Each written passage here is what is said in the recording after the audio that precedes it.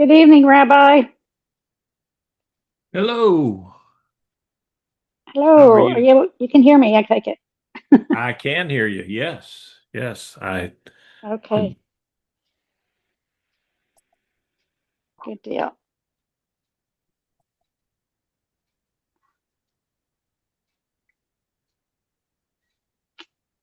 was running a little bit behind here because we had some we had a, we had one of our ladies in the neighborhood just text and said, "Hey, I'm not trying to be a nosy neighbor, but you got some packages at your front gate that and it's supposed to rain tonight." And so uh Ooh, we were uh thanking our nosy neighbor for looking out for us. thank goodness. Yeah, yeah. Thanks for her nosiness. That's great. Yeah, well, um, A caring neighbor. Yeah.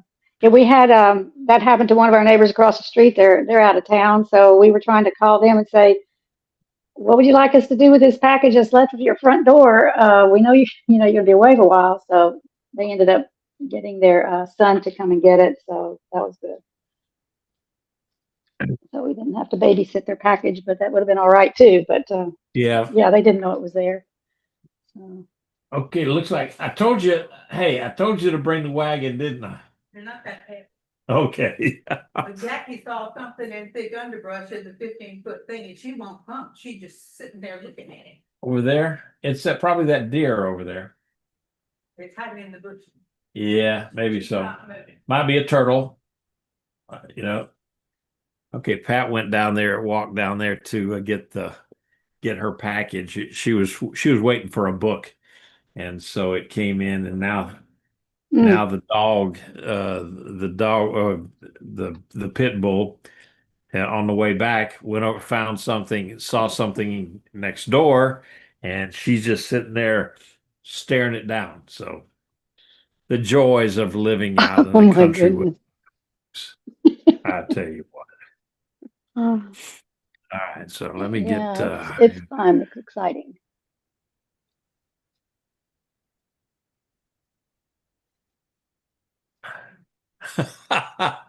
okay, Alan. Yeah, late start. Yeah, that's if you let's see. I don't know if one of our classmates got married this weekend, and he's uh, his wife had passed away last year, a year, something like that, and then he met a lady in church that her husband had passed away, and so uh, they decided to Tell Martha that's what I'm taking. okay. So they guys decided to get married, and so they did, and we had a bunch of our classmates, or several of our classmates were able to join in. Okay, now Martha, can you see this? Mm, I see the bottle, but I can't make out what it's saying. I can't either. Yeah. Modified citrus pectin, Oh yes. Okay. Okay. The and it's citrus pectin. by ARG Allergy Research Group. Anyway, that's what Pat said that she's taking. Take a picture of it and text it ARG. to her. Yeah, that's probably what I'll end up doing, but I'm not going to do it right now because when I try to take pictures and text stuff, it always messes up. So anyhow, all right. That's okay. I wrote it down. I wrote it down so I Okay, can good deal. Good look it deal. up. Thank All you. right, I got it. Okay, I guess she's going to get the berberine too, huh? She's going to get the um, berberine. yeah, I think we already Oh, got that in. I don't know. okay. I think it's something. You got the berberine, berberine.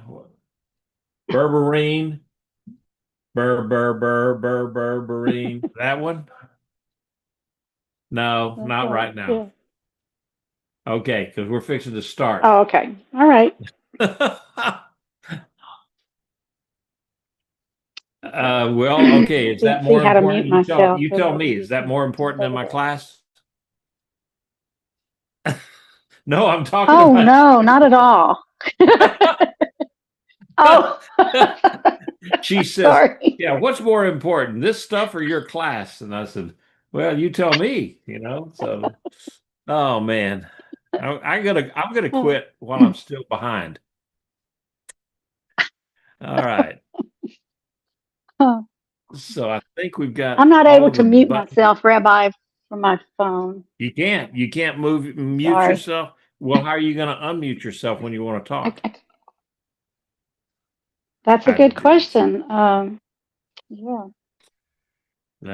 I don't know, man. All right. I muted myself now. There you did. You just sure did. Okay. Well, I'm going to go ahead and mute everybody, and then that way we're all done with it. Okay. Let's go ahead and get started. We do have a minion there. It's Mother's Day, and so want to wish all of you mothers happy Mother's Day, and for all of you guys that did not get to do something for your wives, shame on you. And um, so, but most of you guys are in my congregation anyway, so you already got the word from me yesterday. Shame on you. All right, good enough. Let's go ahead and, and get started. I do want to make sure that I've got everything. You can see my the screen that I'm sharing. I'll get with her after the class. Okay. All right. Yeah, we can see it, Steve. Okay. All right. So I don't know what happened to Colette and Ed, but I I gave him some jalapenos yesterday, and he may have tried to eat one and had a heart attack. I'm not real sure. No, it's supposed to be good for you, but they are hot. Colette is better, but she's still got to get another shot in her eye.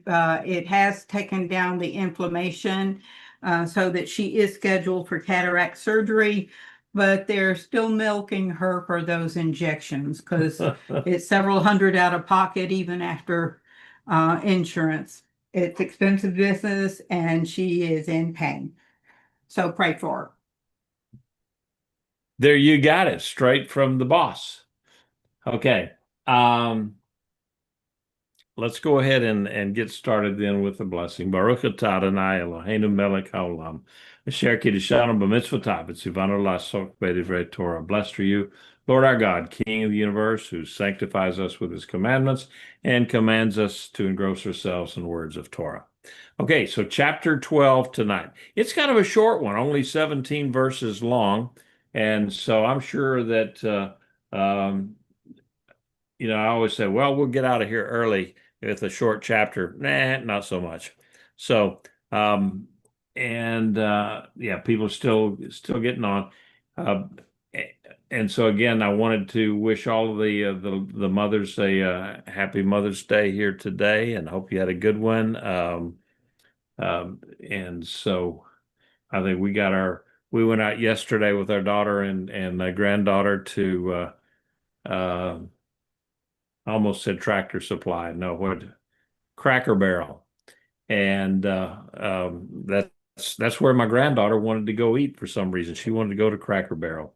And so anyway, we did that for Mother's Day. And then uh, the youngest son talked to her last night. And so she's pretty happy with that. So anyway, let's go ahead with you already know the um, this timeline here, and then this bunch of dates here.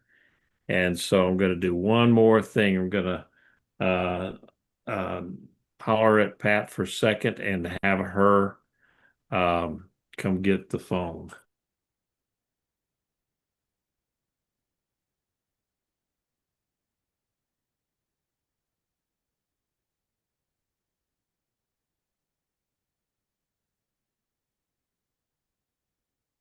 Got it. All right. So Hi, y'all.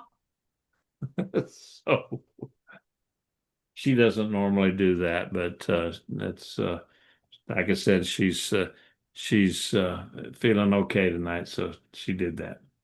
All right, so let's go ahead with the first couple of verses there. Righteous are you, the first 1 and 2, verses 1 and 2. Righteous are you, Adonai, when I plead my case with you. Yet I speak with you about justice. Why does the way of the wicked prosper? Why do all the treacherous thrive? You planted them, so they have taken root. They are growing, bearing fruit. You are near in their mouth, but yet far from their mind. All right, so I'm not sure if this is a verse that y'all have ever heard too much about, but it's the one. Why does the way of the wicked prosper? We've heard that one before, I'm sure, and so Jeremiah kind of responded to you, if you remember back in chapter 11, where God had told Jeremiah, says, "Hey, you know what? You got to be careful because you got people that are trying to take your life, and these are people from your own hometown of Anathoth." So right after that, now we got this chapter, and so Jeremiah is responding back to God by basically telling him, says, "Lord, you're very righteous and so forth, but I got a question. Why do the wicked prosper? Why are these guys? They're trying to kill me. So why are these people prospering? And why are they getting ahead in this world?" And it just seems like that they're thriving. And so anyway, he wanted to question God about God's judgment and God's justice. And so it's one of those things that I'm sure that many of us have sometimes looked at things too, and decided, wow, what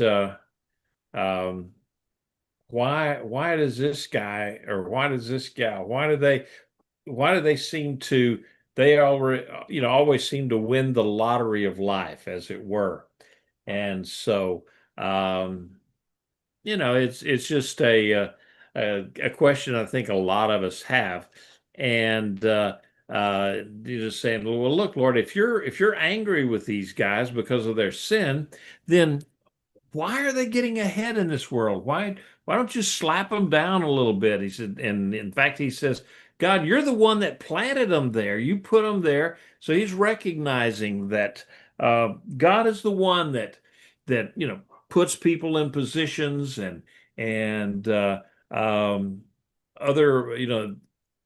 that allows them to grow and thrive in some cases, seemingly. And I know I've asked that same question before about in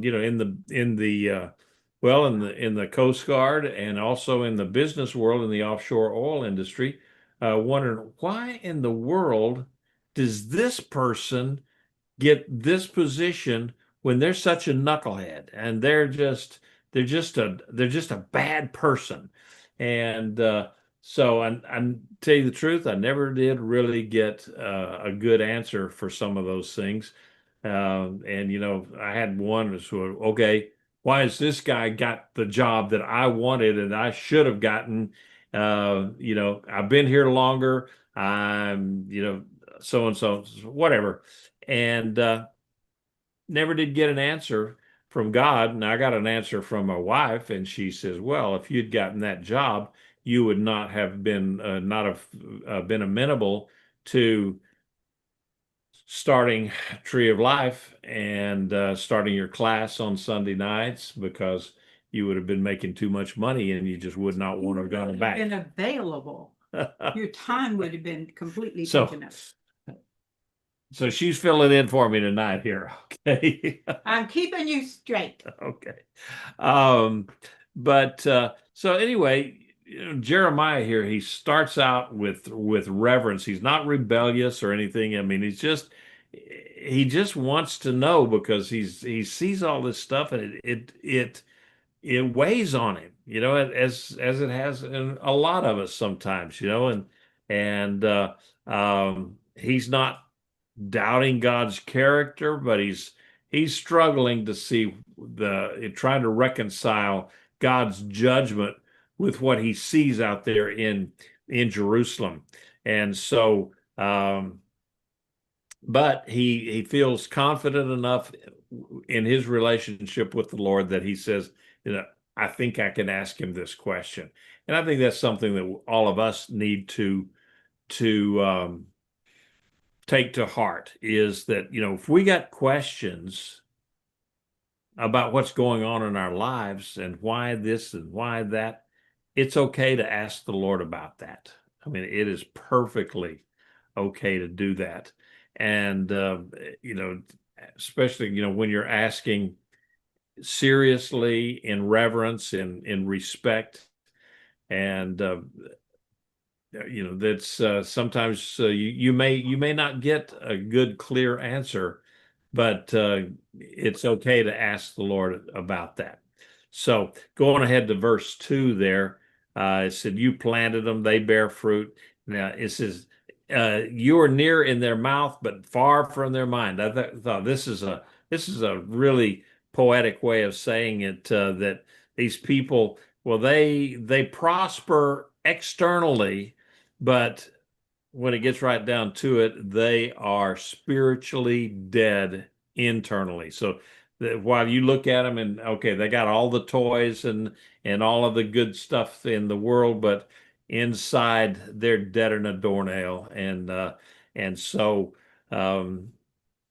they may be happy for a while, but at the end, it's not going to be all that well for them, because they're far away from God. They can maybe talk the talk, but they're not walking the walk, and so their religion is just lip service. So they're hypocritical. So going ahead with verses 3 and 4, "But you have known me, Adonai, you see me, and examine my heart toward you.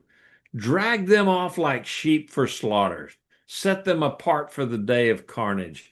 How long will the land mourn and the grass of all of the field wither? Because those living in it are evil. Beasts and birds are swept away, for they said, he cannot see our end." All right, so Jeremiah asked God to judge the unrighteous. He's a human being. He sees these guys. He says, "Look, these guys are doing bad. They need to be drug off like sheep and be butchered." And so, Jeremiah, just as he was set apart by God for his task, he wished that God would set apart those evil people, wicked people, for a day of slaughter. He wanted them to be out of there. And so that's kind of the depth of where Jeremiah was in his ministry, that he was just so distraught with the evil and the wickedness that's going on in Jerusalem and all throughout Judah. And so he mentions, he says, even the land is drying up, it's parched, it's withered. And so that's part of the curse of not following Torah, and that comes from God himself, that you don't follow Torah, then you don't get the rains in the right time and the right place. And so he's just acknowledging that, yeah, it's because of these sinful people, even the land and the animals in the land suffer. And that's just not right, God. I think you need to take these people out. So, it's one of those things that's what's on Jeremiah's mind. and yet God has His own plan, and of course that plan was he's gonna take the people out. In fact, He's gonna take them all out. All the vast majority. He's gonna take out all the leadership, and then He's gonna take out a whole bunch of the people, and the only people that are going to be left are the ones that the Babylonians didn't want.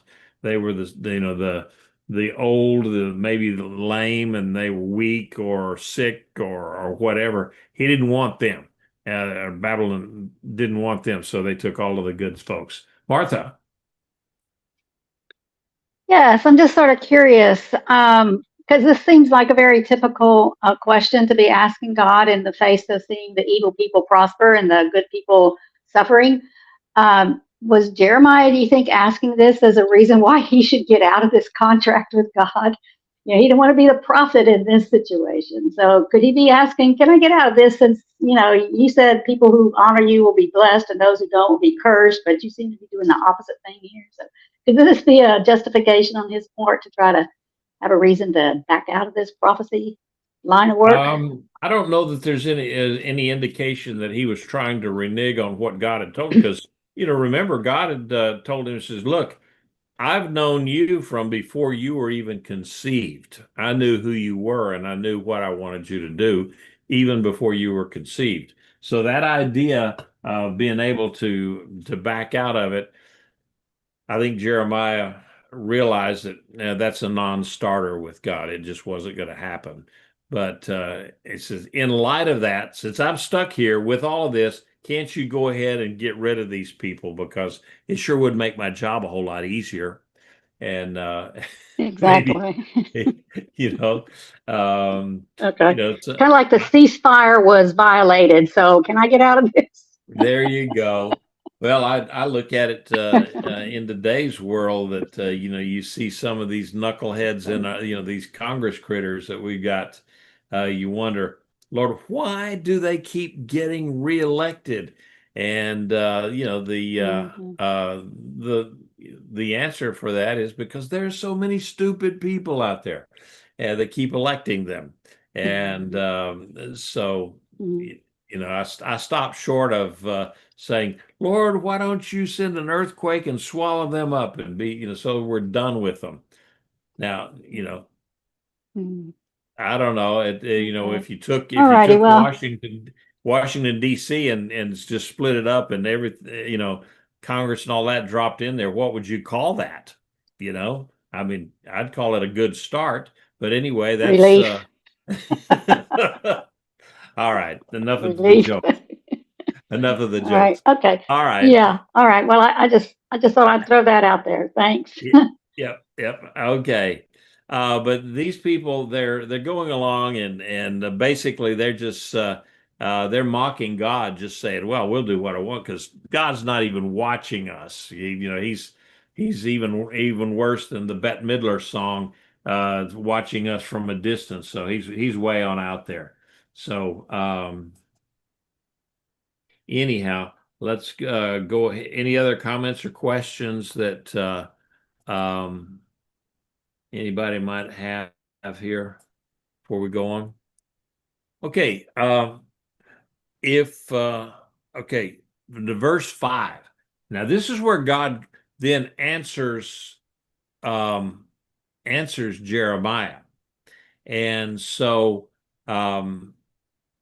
it comes back. It's a little bit hard to follow in some cases, but he answers Jeremiah, and it's kind of a strange answer, if you ask me. That so God comes back to Jeremiah is asking, kill these people, get rid of them. They're evil, just get rid of them. And God answers back, says, look, if you raced with those on foot and they wore you out, how can you compete with horses? If you're secure in a land of peace, how will you do in Jordan's thickets? For even your brothers, your father's house, even they will betray you, even they will shout out after you. Have no confidence in them, even if they say nice words to you. All right, so this is kind of a rebuke in many ways from God. It's not particularly comforting for him. And because he's saying, look, if you get out there and you're running with other people that are running in a foot race, all of you are running in a foot race, and you're complaining about that here I am running the race with these people, and I can't win, and they're beating me, and so you're complaining about that. Well, what's going to happen then when you are in a race with people on horses? In other words, these are small trials, and just hang in there, because it's going to get a lot tougher than what it is right now, or what an answer that's going to be. And so, here, and it goes on to say that, look, if you're complaining and you're struggling or whatever in this relatively safe state of Judah, of course, it's the safety is a relative thing. But if you're complaining here while you're sitting in relative safety, then what's going to happen when you're thrust into the thickets of the Jordan River?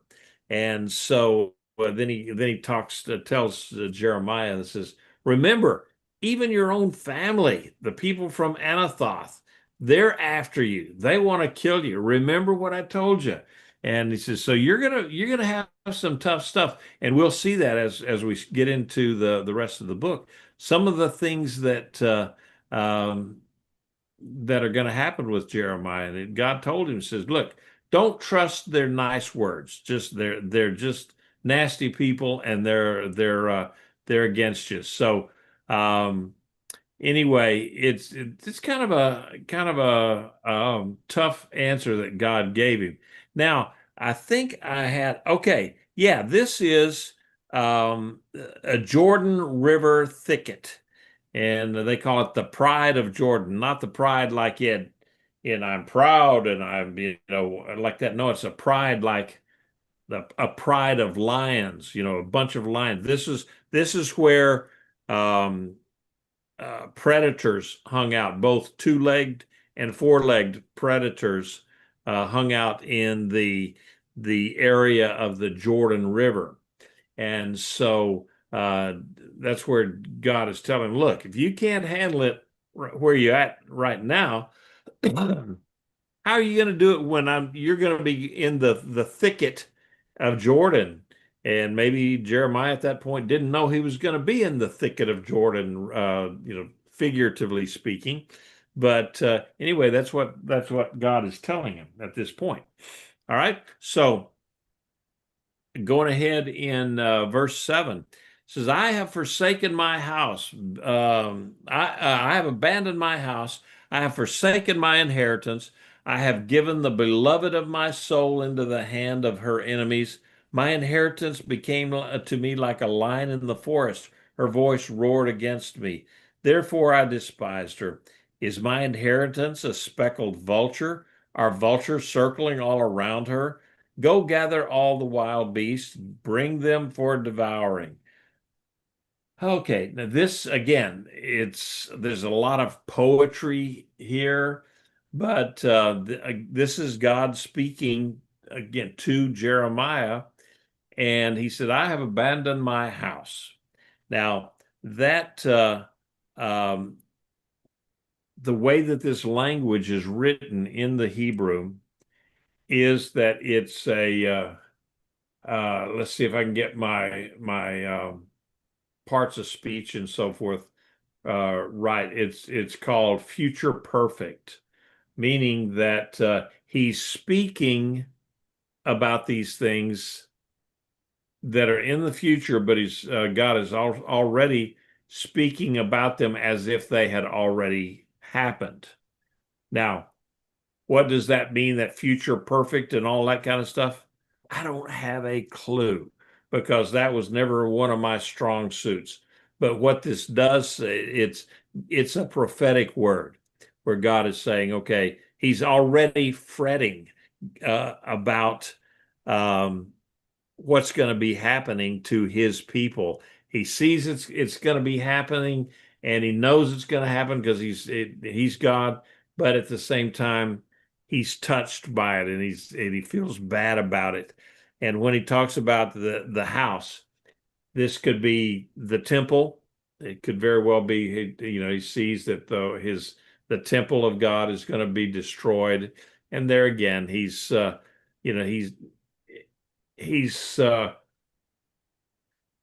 God had emotions too. Remember, he could be angry, he could be happy, he could be joyous, but so he can see what's going to be happening, and it disturbs him, it distresses him. And so that, to me, that's kind of a very comforting thing to know that the creator of the universe is not, some big stone-faced deity that has no emotions or anything like that. But no, he's somebody that cares about what's happening, and he cares about us and what's happening to us, even the small little things. And so here he's saying, I've abandoned my house, I've forsaken my inheritance, the inheritance meaning his people, and I've given the beloved of my soul into the hands of her enemies. And so, again, this has not yet happened. This is a prophetic word, but God is, like sometimes when at the Tree of Life, when I pray for somebody, okay, I'm praying for them, and I say, well, I'm going to praise God for your healing in advance. That we've prayed, you don't feel the healing yet, but I'm just thanking God and praising God for this healing in advance. We prayed for a lady yesterday that was in a tremendous amount of pain from something was wackadoodle in her ears and her neck, and it had inflamed her whole neck and shoulders, and so she was very, very much in pain. And so before the service, she walked in and says that asked if we'd pray for her, and we did. And then I just texted her. Pat and I were texting with her just before the class started, and she said that she was out of pain, and that she'd had trouble. She was so swelled up and everything that she couldn't drink anything. She just couldn't swallow, and so I mean she's in pretty bad shape. And but I will have to say that she powered through it and came on into synagogue this yesterday morning because she and her husband had a class to teach, and so I just really appreciated them getting, because it wasn't something that was contagious or anything like that, but it was painful. And so she came, we prayed for her, and I said, we're going to thank God, praise God for what he's going to do. And in this case, God is sad for what he is going to do, if that makes sense. So that's what that future perfect parts of speech, whatever that means, whatever it is, in reality, that's what it is. Okay. So and God is saying that Judah or Israel had become like a defiant lion in the forest, that maybe that lion had been raised from a cub, and then as it grew older, it was still a lion, and it was defiant, and it would not respond to the person that had raised it as from a cub. And so then they talk about a speckled vulture. All right, so what they're referring to here is, again, it's something in nature. Judah had become spiritually grotesque, and so if you have a bird or an animal that within that particular species is an oddball, and the animals themselves are birds of prey or something like that,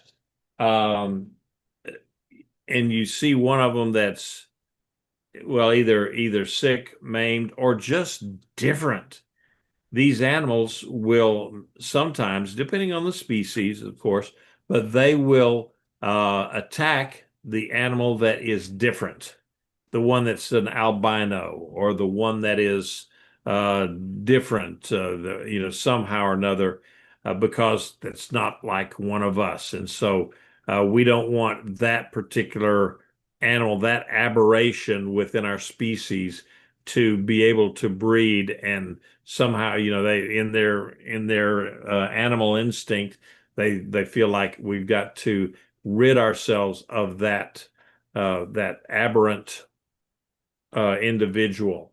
And we see it out here, out here where we live. We see lots and lots of wildlife, and in particular, we have seen cardinals, because we have bird feeders everywhere. But we have these cardinals that will come in, and there have been, over the years, you'll see one or two of these birds that are they're not totally red, and their face is splotched with white, and their beak is splotched with white, and they're when you look at them, you think, man, that is one ugly cardinal. It just it doesn't have that the colors and so forth. And so sometimes birds will try to eliminate that. And so here's what he's talking about: that Israel, Judah is like a speckled vulture, a speckled bird, that the bird of prey. The others are going to attack it. And so we see that with the nations coming up against Israel. So that's what that reference is for, that the speckled bird. Okay. Yeah,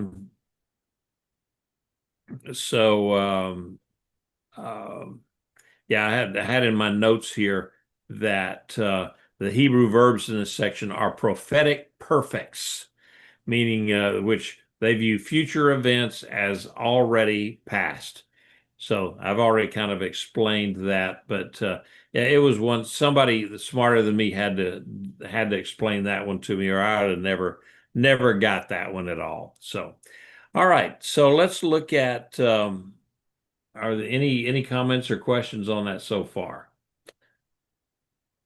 Okay, yeah, Martha. Yes. Okay, I'm sorry. I've witnessed this sort of thing when it comes to deformities of the fetus in the womb. If it looks like they might be born spina bifida or cleft palate, which isn't terribly bad at all, but some sort of cerebral down, something like that, Down syndrome, that doctors who don't want to advocate these kinds of, they call them burdens on society, that they will advocate abortion. So I have seen that happen. I mean, that's a personal experience of mine as well. So that it doesn't just hold true in nature; it holds true in human behavior as well. Yeah, glad you brought that up, because I've seen that too, where in some cases I've seen it where the doctors say this child is going to be spina bifida, or it's the Down syndrome, like you were saying, and you need to abort. And the mother says, no, I'm not going to abort. It is going to be what it's going to be, and I'm not going to abort this child. And then the child is born perfectly normal and healthy. And so, that's exactly what happened to us as well. Mm-hmm.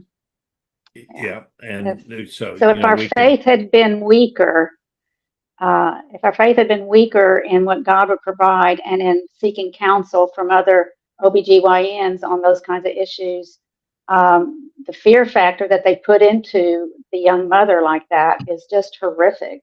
Oh yeah. Yeah, we've seen it many times. It's scary. Mm-hmm. Yeah, we've seen it many times. Carl, you had a comment? Yeah, I just wanted to say in Hebrew, what we call the past tense, they call the perfect tense. So what you have here is where it's in the past tense. So they call it the perfect tense, like it's already happened, but it hasn't happened yet. So it's just a way of describing something that in God's eyes, it's already in the past because it's going to happen. He has said it's going to happen, but that's just the terminology that you use. Imperfect is future tense, what we would call it, but in the Hebrew, they call that imperfect. So that's perfect versus imperfect. They do the same in Spanish, but we don't use that terminology in English. Yeah. Well, I had to get into that. Well, I've gotten into it both in the taking Romance languages, French, Spanish, and Portuguese, and then with Hebrew also. And you'd think after taking all of those classes and doing all of that kind of stuff that some of that would have stuck, but it it never did. I just to teach me what I need to know to say what I need, and if it's then if I have to say we went to town tomorrow, they'll get the idea that we're going to town tomorrow, and so I get past it somehow, and been able to work my way through that throughout the various countries that I've lived in. So, but never did learn all that parts of speech stuff very well. All right, going ahead here with verse 10 to 11. Many shepherds ruined my vineyard. They trampled my property. They made my pleasant portion a desolate wilderness. They made it a wasteland. It mourns before me, desolate. The whole land will be laid waste because no one takes it to heart. All right, here again is a lament. It's God's lamenting it. He's continuing on with that. So the leadership corruption that was so ubiquitous within Judah and Jerusalem, it's central to Judah's downfall. I mean, that was the key thing. And that's why it's so important that we vote in good leadership in our nation.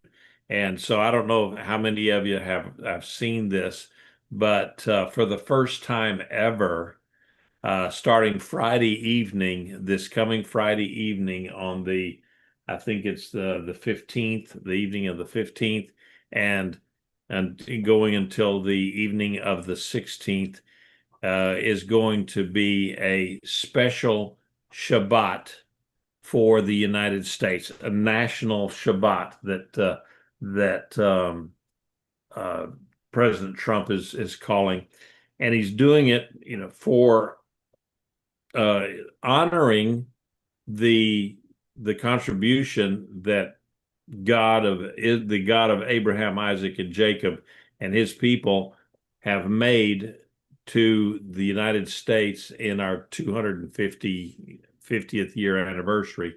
And so I think it's just incredible thing that he's doing that, calling for a celebration of Shabbat for our nation. And later on, I think in the month, he's also going to be calling for a day, a Sunday or something like that, a day of dedication in the Christian world for our nation, and a call to bring our nation back to God. And so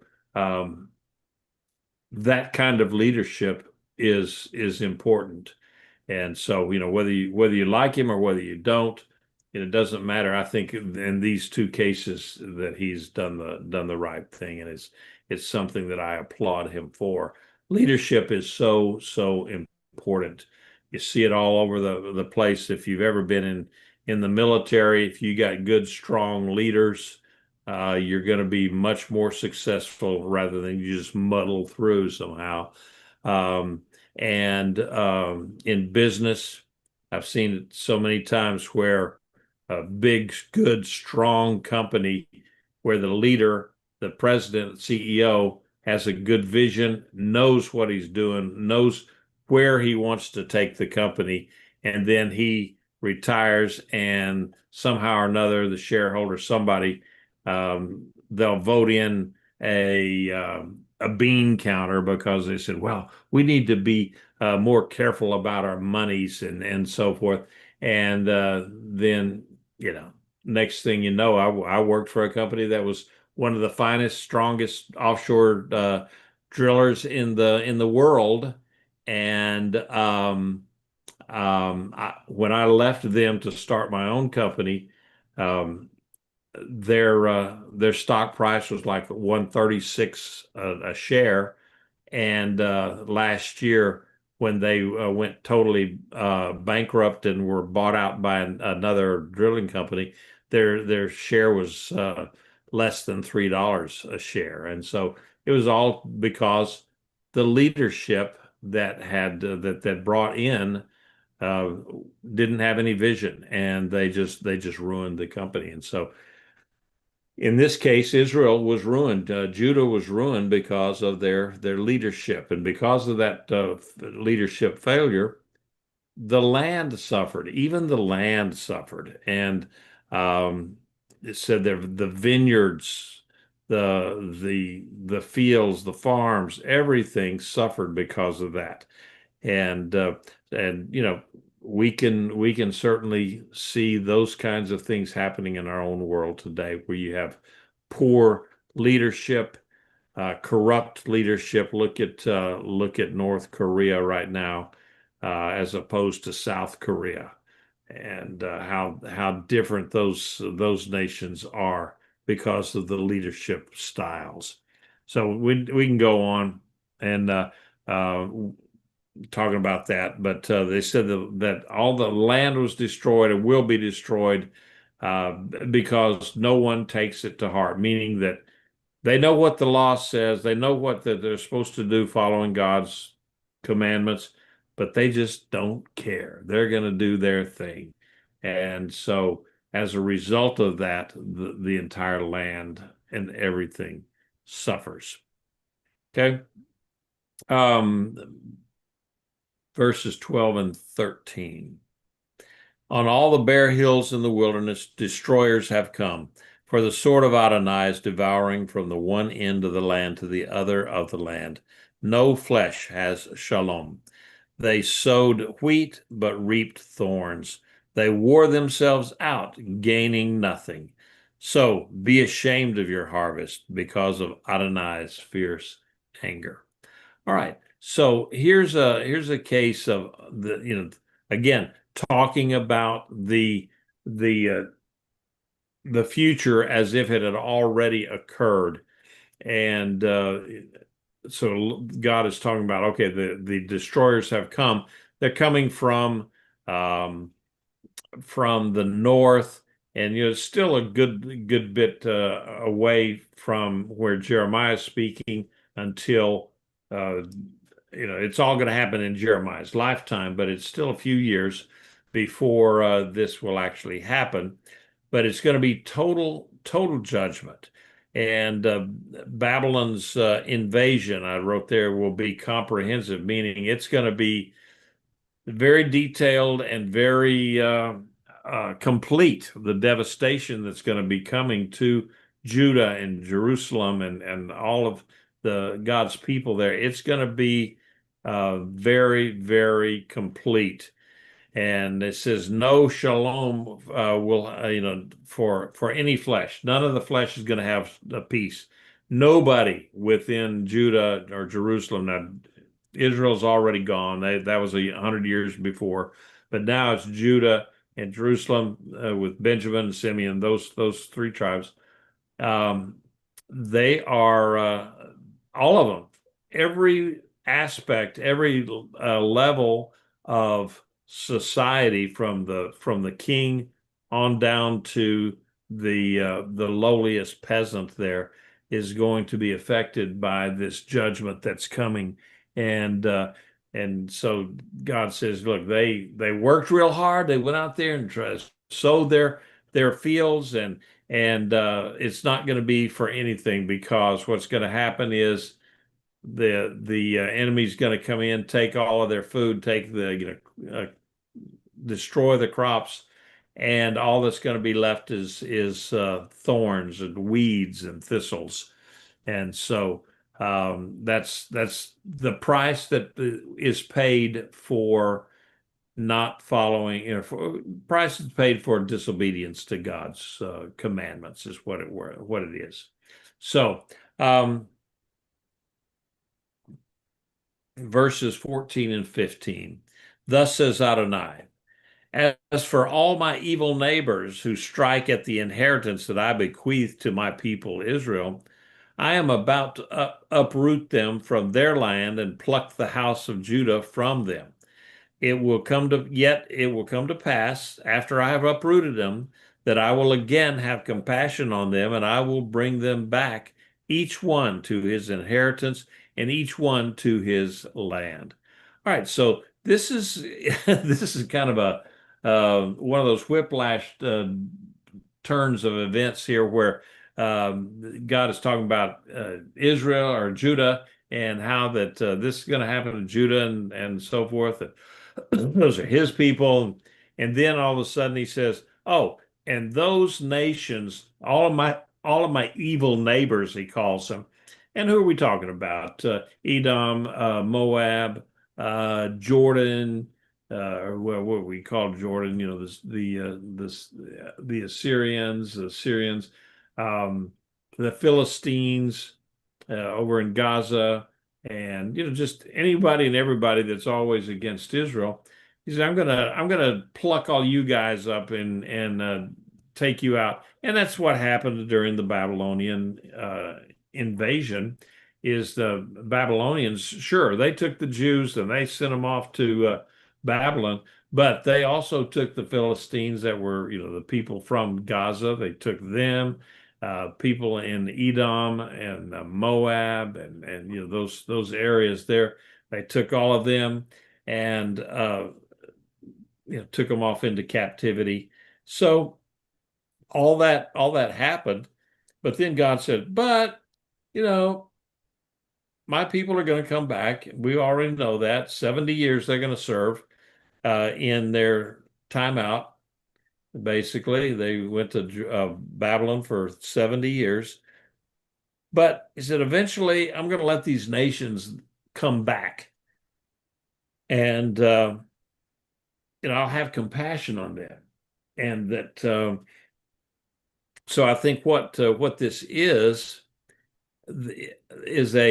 kind of a picture or pointing to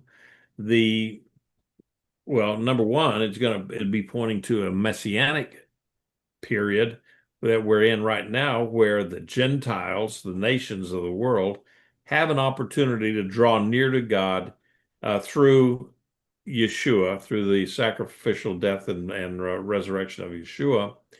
And so these people have an opportunity to come to God that way.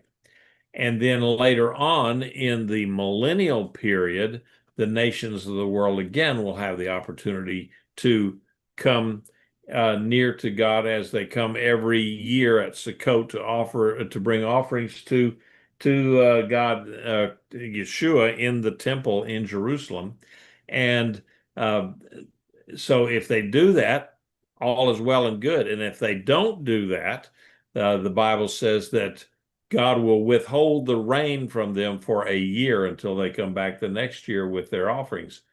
And that's coming with no rain. That would be a picture of basically economic collapse for that nation. And it could come with, in many guises and many forms. For instance, if it was a nation that is, that they get their money from mining of rare earth, well, then God could somehow send in something that would cause them to not be able to extract the rare earth from the ground. Or if they were in the oil and gas business, that something would happen. It could be war. It could be, just different things. But I guess in the millennial period, it wouldn't be war because there will be no war, but just it could certainly be supernatural weather that God says, okay, we're gonna all those pits where they're mining lithium. Well, we're just gonna get a big old thunderstorm here and fill up that pit, and now it's gonna be a great big lake, and they can't mine from there, and things like that. So we know that the nations will come back to the Lord. Now,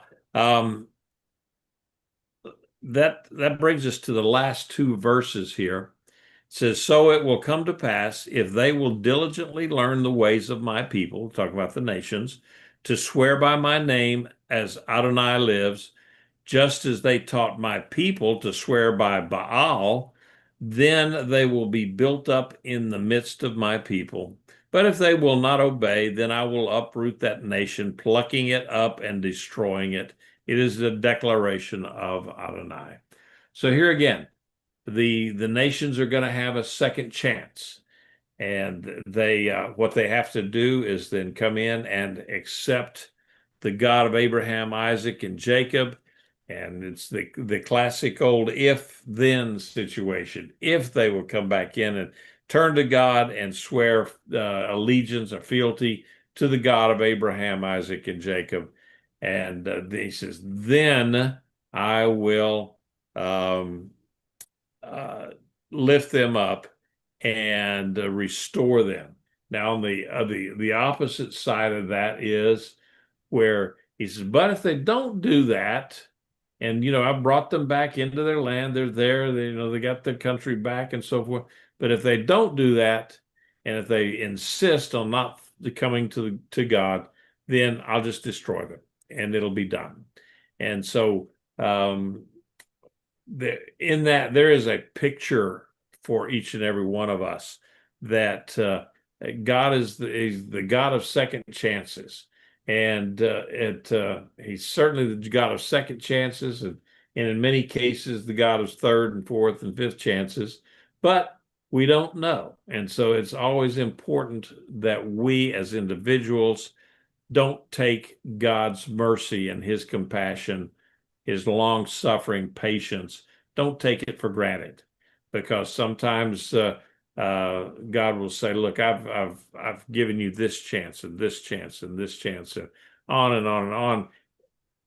You've crossed the red line and it's done, and you don't have any more chances. You're it's like the man that had the good crops, and he said, I'll just build bigger, better barns, and then my soul will take its ease, and God said that no, tonight your life, your soul is going to be required of you.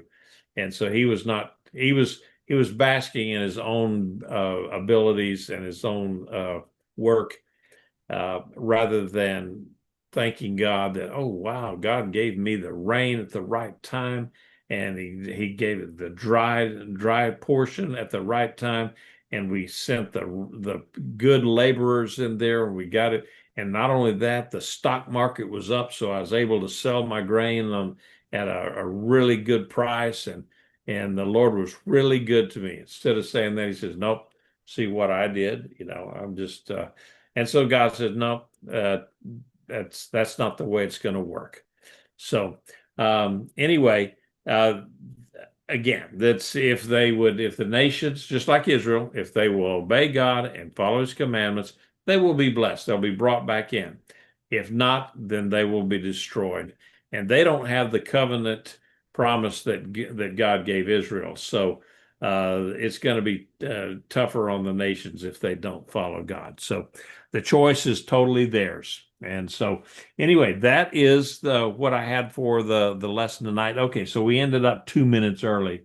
Are there any other comments or questions that or discussion that anybody wants to have tonight?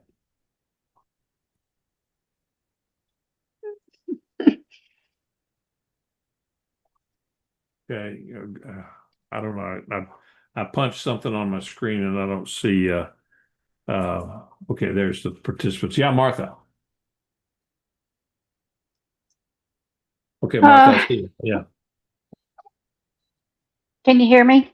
Yes. Yes. Can you hear me? Yes, I can hear you.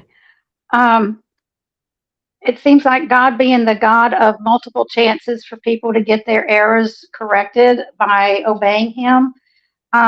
It seems like this is another one of those times. So they're going to go through a lot of hardship, but the growth of going through that hardship, do you think that is what God is more interested in? How they're going to, because when He brings them back, then hopefully after those 70 years, they will have learned the error of their ways and receive Him again and obey Him and do what He's been asking them to do, and they wouldn't do it. So their growth through that time of separation, the temple's not there, it's all destroyed. But when the 70 years is over, because the land has been allowed to rest, those 70 years, that they may have learned from the error of their ways and repented and turned back to God. So He's looking for their growth to happen, their spiritual growth during that time. Like Well, what happens with all of us when we go through difficult times, I guess there's a time of growth going on. it can be. Or It not. can be a time of growth. It can be a time for, in the case of Israel, that 70 years was transformative to Israel in many ways. And I've talked about that before, how that once they got to Babylon, and they, all of the elders got together and said, "Oh, I mean, how are we going to survive this? How are we going to maintain our ethnicity, our religion, what's little left of it? What do we do now that there's no temple?" And so they got together and they came up with some things that were basically allowed Judaism to not only survive but to thrive over the next 2,500 years to what it is today. And they established the system of synagogues in each village, and as being a place of prayer, a place of getting together for fellowship, and also for judgment and education. Just the center for Jewish life that they didn't have before. Everything was Jerusalem centric and temple centric, and then after the Babylonian captivity, it became more localized, and so that people could actually participate in Judaism on a much more close um, level, as it were. They didn't have to wait the once 3 times a year to go to Jerusalem. They could go to synagogue every week, and so it increased their knowledge of Torah tremendously. So yeah, God has said before He's not willing that any should perish. And so He does give chances, but I don't think the chances are infinite. At some point, God has said, "No, you've had all the chances you're going to get," and so that's why we just live our lives in a state of repentance every day, and so that if something happened, I see it out here all the time, with things that doing things, and I could easily, fall. I've had some falls out here doing stuff, and then if I fell the wrong way and hit my head, then uh, it could end up being fatal, or very very serious.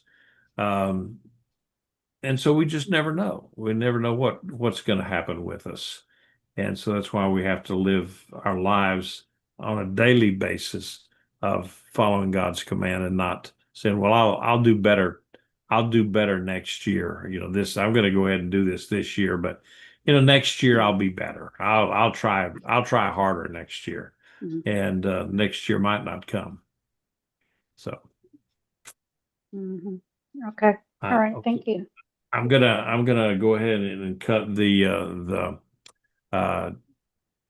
YouTube part off, but we'll still be on here in case somebody has some questions or something that they want to bring up. Let me see if I can. I think I have to stop the share. No, okay, I've already stopped the share, I think. Or have I not? Okay, now I need to stop the share.